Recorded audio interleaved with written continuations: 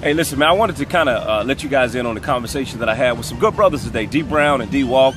We had some very interesting conversations about just the state of the black man in America. And it was a very productive conversation because we didn't just talk about the problem, but the reality is we were looking for solutions. How do we change it? How do you galvanize the people? How do you encourage a younger generation? How do you bridge the gap from the educated to the uneducated black man and make them see eye to eye? How do you bridge a gap to where the white man is not intimidated by the educated or the passionate black man? That's the key to effective leadership.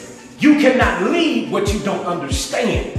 And so if I'm coming into a situation, if I'm being implanted into a situation versus me saying, hey, let's go this way, what I'm gonna find out is, tell me the shortcuts. Tell me about the community. Tell me why you're so angry. And so now I get a buy-in from that community, and then now I don't have to lead, they're willing to follow. That's the leadership part of it that's missing, because what happens is all the goons is making noise. Right. But the other folks that's got education is scared. But like we need to, instead of being like a nation of like action, I mean not a nation, but a community of action, like as black people, we need to be a community of thinkers and taking action with our thinking. And so we talked about how do we as a nation, how do we as a black community become a unified front? Because let's just keep it real. You got one pocket of African Americans that are educated, they live in suburban America. Then you have the other, pocket of African Americans that live in the hood.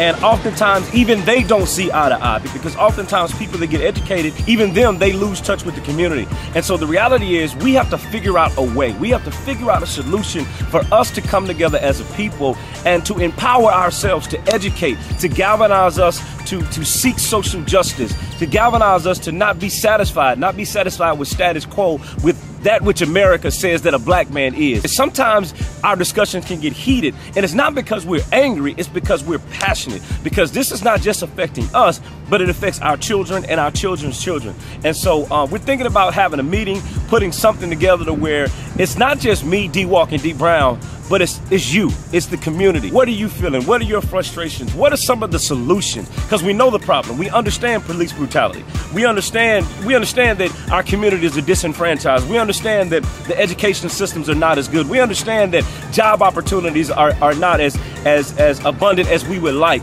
But the question is, how do we change it? How do we fix it? The educated people got to be willing to go on the front lines. They got to have enough passion and compassion to go on the front lines with the goon and say, we're not going to loot with you, not going to shoot with you, but help me understand so we can do this together. Instead of sitting back on social media talking about it, you don't understand it. But I came to the front line because here's the deal. Social media didn't get CNN first. Absolutely right. It was the goons and them looting and tearing stuff up that got the world to come in and look. Now that the world is looking, the educated got to get with the goons and let's create a movement. But don't sit back and judge them because you was too coward-ass to go out and create something. You was too comfortable. You was too comfortable because you got a nickel over bill money, and so I'm not concerned about it. And now they're talking about they're ignorant, they're making us look bad. No, they're not making us look bad. What it is they got the balls to do and say something when you don't have the courage to do it because you're afraid you may lose your job. But what I discovered through the marches in Ferguson, the marches in Dallas, is that, listen guys, we got a young generation that's got passion. I mean, they are purely passionate. And I think the one thing that the younger generation is missing is the leadership. And some of the resources that my generation and generations before me have. And if we can merge those two, if we can merge that passion, that leadership and those resources together, and we can make a change, we can be a change. Listen, I'll finish with this. One of my favorite quotes says this: until the pain of remaining the same outweighs the pain of change, one will never change.